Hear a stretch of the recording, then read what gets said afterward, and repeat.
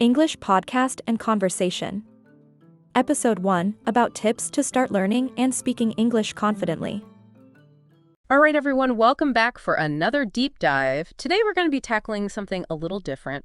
We're going to be diving into a podcast all about, learning English. A podcast about podcasts. Exactly. It's called Learn with DreamWords. And I think a lot of you requested this deep dive because you're interested in, language learning, right? Yeah, absolutely. It could be folks who want to pick up a new language, maybe even folks thinking about creating their own educational content. Yeah, for sure.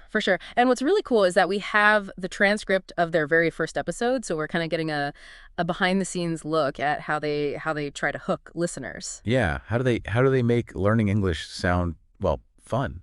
Yeah. And all through audio too, which is interesting. Yeah, it's a challenge, right?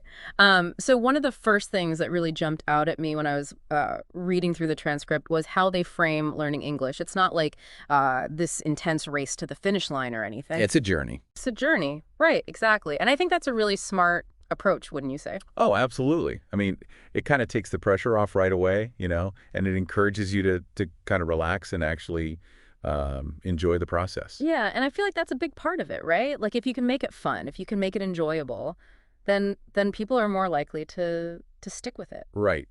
And it kind of ties into this whole idea of a growth mindset too, which we've talked about before. It's not about, reaching some kind of perfect level of fluency. It's about the process, the learning, the making mistakes even. Yeah, the mistakes are part of it. And they waste no time getting practical either. I mean, right off the bat, they're like, hey, start using basic vocabulary, basic phrases, like in your everyday life. Like repeat greetings, repeat simple questions out loud. Yeah, like actually say it. Don't just, think it. It's a key principle in language acquisition. The more you actively use it, even if it's just little things, the more you reinforce those pathways in your brain. Totally. And it's kind of like, learning an instrument or a sport or anything. It's like you can't just read about it. You have to do it. You have to actually get out there and do it. And speaking of doing it, they really emphasize incorporating short bursts of practice into your routine, your daily routine. So, instead of like, okay, I'm going to sit down for 2 hours and just drill English. It's like read a short article. Listen to a song. Yeah, or practice a few phrases out loud. Right, just little snippets here and there. Yeah, and they even recommend using language learning apps, things like Duolingo, Memrise, HelloTalk. What do you think about those apps? Have you ever used any? Yeah, I mean, I've dabbled. And I think, they can be hit or miss. Some of them feel kind of like glorified flashcards, to be honest. But others, some can be surprisingly addictive.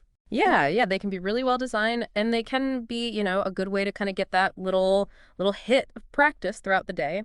I've tried Memrise, and I think they use those like memory tricks and things like that. Mnemonics, right? Yeah. And spaced repetition is supposed to help with, memorizing new words. Yeah.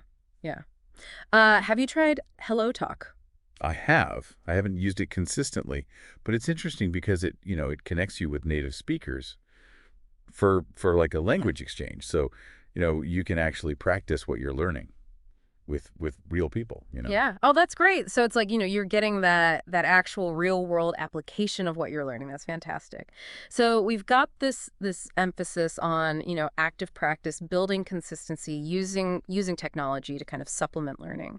But what about, something that I think a lot of language learners struggle with, which is the fear of making mistakes. The big one. The big one. Yeah. I mean, I know I've definitely felt that before. Like, you're so worried about saying something wrong or sounding silly that you just don't say anything at all. Right. And Learn with DreamWords, they actually address that head on in the episode. They really try to reassure listeners that making mistakes, it's not only okay, but it's actually a really important part of the process. Well, it's like you don't learn by just doing everything perfectly, right? Like, right. You got to kind of, stumble a bit and figure out what works and what doesn't. Exactly. And they actually give some practical tips on how to view those mistakes as learning opportunities. What kind of tips? Well, one that I remember is they suggest recording yourself speaking English. Oh. And then listening back to it. Oh, wow. And really paying attention to, where you can improve. That's a good one. Yeah, it can be a little painful. Yeah, but I bet it's super helpful because then you're kind of, you're not just passively consuming the language, right? Yes. You're actively like analyzing and reflecting on your own progress. Right. And you can really pinpoint those areas that need a little bit of work. That's fantastic. And then they also talk about some fun activities for picking up new words and phrases, like watching cartoons or movies. Subtitles? Oh, yeah, with subtitles. That's a good one. I mean, I've always loved watching movies in other languages, and I feel like that's such a great way to kind of immerse yourself, right? It is. Yeah. And you're right. You don't even have to, buy a plane ticket. You're just right there on your couch, Exactly. And I wonder if they mention cartoons specifically, because cartoons, they often use like simpler language, maybe more exaggerated pronunciation. I think you're right. And then they often have, those visual cues. So even if you don't know the word, you can kind of, guess what it means from what's happening on the screen. Yeah, totally. Okay, so we've covered their approach to vocabulary pronunciation, even tackling that fear of making mistakes. But what about, the bigger picture, like setting goals and staying motivated? Because, learning a language, it can feel kind of overwhelming sometimes. Like, where do I even start and how do I keep going? It's marathon. Yeah, totally. And I think that's where, framing it as a journey, as they do, really comes into play. Because it's not about, okay, I need to reach this like perfect level of fluency, right? It's about, okay, what are some small steps I can take today? What are some small goals I can set for myself? Like learning 5 new words this week.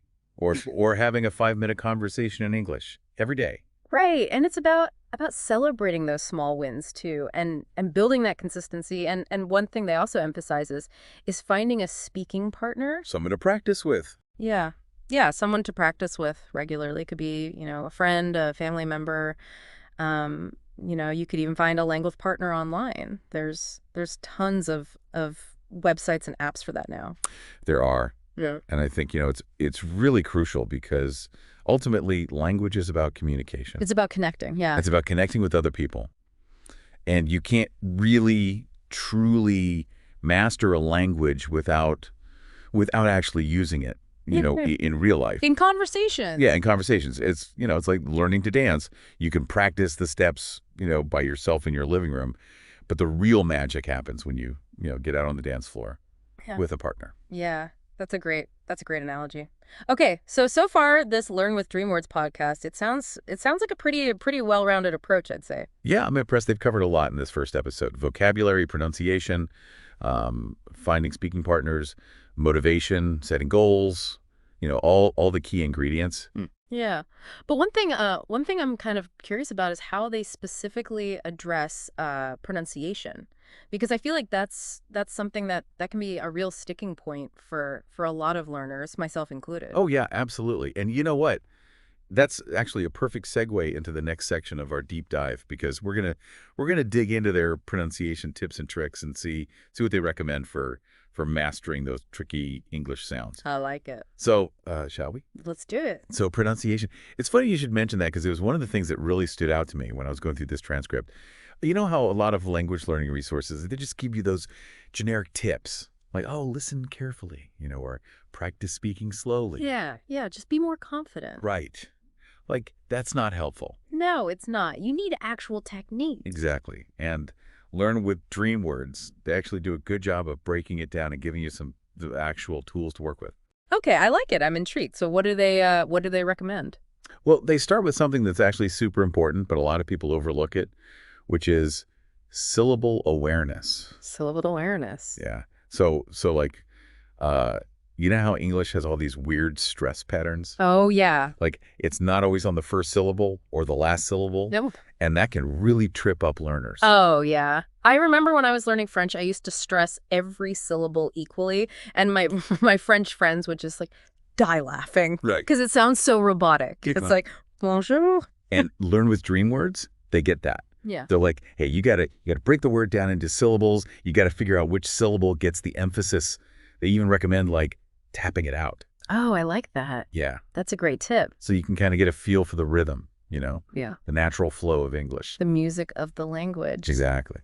So do they have any like specific exercises for practicing individual sounds? They do. Remember those minimal pairs we used to drill in like phonetics class? Oh, yeah, like ship versus sheep Mm, or rice versus lice. exactly. So they suggest that learners find those similar sounding pairs and really focus on the subtle differences in how you articulate them. Oh, that's good. So it's like, you're really isolating those tiny muscle movements that make all the difference in how a word sounds. Yeah, yeah. It's amazing how like one tiny little sound can change the whole meaning of a word. Totally. Like I remember this story. A friend of mine, she was traveling and she was trying to buy tickets for a boat, and she thought she was saying ship, but she kept saying sheep. Oh, no. And the person at the ticket counter was just like so confused. That's hilarious. Yeah, it was pretty funny. But it just goes to show, how important it is to get those sounds right.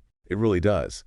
But, beyond those specific exercises, what I really liked was their emphasis on the connection between listening and speaking.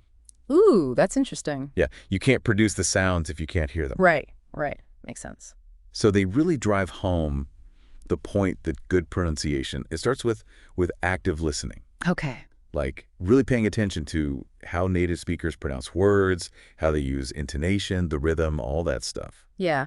So it's about more than just like, looking up a word in the dictionary and seeing how it's spelled. Exactly. It's about, immersing yourself in the language. Yeah, like watching movies, listening to music. All of that. Podcasts, eavesdropping on conversations if you're feeling brave. Oh, that's a good one. And they actually, they recommend this technique called shadowing.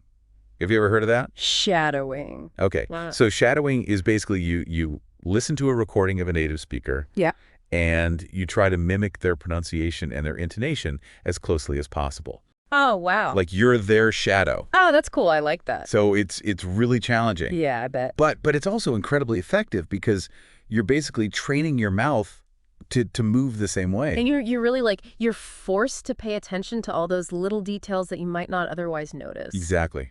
Yeah. Like the rise and fall of their voice, how they connect words together, all those subtle nuances. That's fantastic. Okay, so we've got syllable awareness, minimal pair practice, active listening, and this cool shadowing technique. Sounds like they've got a lot of good stuff in there for pronunciation. Yeah, I was really impressed. And what I liked is that it's all presented in a very accessible way. It's actionable, right? Exactly. It's not just like theory. It's like, okay, here's what you can actually do. Right. It's stuff you can start implementing, today. Today, yeah. And what I think is even more impressive is how they tie all of this back to that core idea of learning English as a journey. Like they acknowledge that mastering pronunciation, it takes time, it takes practice. There are going to be moments where you get frustrated, but you got to just, keep going, keep practicing, and celebrate those small victories along the way. Yeah. And I think that's really key, right? Because learning a language, it can be a really long process. Yeah. And if you're not enjoying it, if you're not celebrating those small wins, it's easy to just, give up. Yeah, totally. And I think, what they're doing here is it's more than just teaching English. It's like they're teaching, resilience and a growth mindset, which are skills that you can apply to anything in life, really. Absolutely. And I think that's one of the things that makes this podcast so engaging. They've tapped into something that's really universal. It's that human desire to learn and grow. Mm-hmm. And, what I'm realizing is that a lot of this advice, it doesn't just apply to language learning. Anything. Yes. Like breaking things down into smaller chunks, active practice, embracing mistakes. Those are all things that you can apply to learning any new skill. Yeah, absolutely. So, okay, we've covered a lot of ground here. We've talked about vocabulary, pronunciation, motivation, goal setting, but what about the final section of the episode? How do they wrap things up? That's actually a really good point, because I think they do a really good job of leaving the listener with a clear sense of, okay, what's next? Yeah. So they start by recapping the main point, reminding listeners that learning English, it's a journey. It's about consistency, not cramming. It's about enjoying the process. Yeah, and they emphasize, starting small, like don't try to do too much at once. Right, like pick a few new words you want to learn each day, or, try to have like a 5-minute conversation. Little by little. Yeah, exactly. Yeah. And one of the things they really hammer home is that is that it's okay to make mistakes. Yeah. Yeah. In fact, they kind of encourage it. Right. They do. They're like, don't be afraid to mess up. Which I love that because I think that's such a common fear. Oh, totally. Like people are so worried about, sounding silly or not saying things perfectly. But they're missing out on, those opportunities to actually learn and improve. Because if you never make a mistake, then how do you know what to fix? Right. And they even point out that, all those resources we were talking about, like movies and music and apps, they're all great for practicing and making those mistakes in a safe environment. Yeah, yeah. So you can kind of, experiment and play around with the language without feeling self-conscious. Exactly. And then they wrap up the episode with this really nice, encouraging message to the listeners. They thank them for tuning in. Yeah, they're really good at kind of, creating that sense of community. Yeah, they're like, we're all in this together. And they encourage listeners to leave feedback, to subscribe, so they can stay engaged. And, keep coming back for more. Exactly. So as we wrap up our own deep dive into this Learn with DreamWords episode, what are some of your big takeaways? Well, honestly, I was really impressed. They managed to pack so much into one episode. Yeah. But it never felt overwhelming. Like they struck that perfect balance between, giving you the information and also keeping it fun, keeping it engaging. Yeah, it was really well done, and it definitely made me, think about some of my own language learning goals. Oh yeah, me too. Makes you want to, dust off that Duolingo app and get back to it. Exactly. But you know what I keep thinking about? They focus so much on spoken English, right? Mm-hmm. What about the folks out there who want to improve their written English? Like, could a podcast even do that effectively? That's a great question. Could you teach grammar rules through a podcast? Mm-hmm. Could you teach creative writing? I don't know, but I'd be fascinated to see someone try. Because, written language, it's got its own set of challenges, right? Totally. It's a different beast. It's a whole other deep dive. Yeah. But who knows, maybe there's some really innovative ways to use audio to teach those skills. Maybe you could have listeners, do writing exercises and then share their work, get feedback, create a community. That's a great idea. We should pitch that to someone. All right. Well, on that note, I think we've reached the end of our deep dive into Learn with DreamWords. Hopefully you've all enjoyed the journey. And maybe, just maybe, you're feeling inspired to start your own language learning adventure or pick up where you left off. And remember, learning a language, it's all about the journey, not the destination. Mm-hmm. So be patient with yourself, have fun with it, and don't be afraid to make those mistakes. Great advice. All right, everyone, happy learning, and we'll catch you on the next deep dive.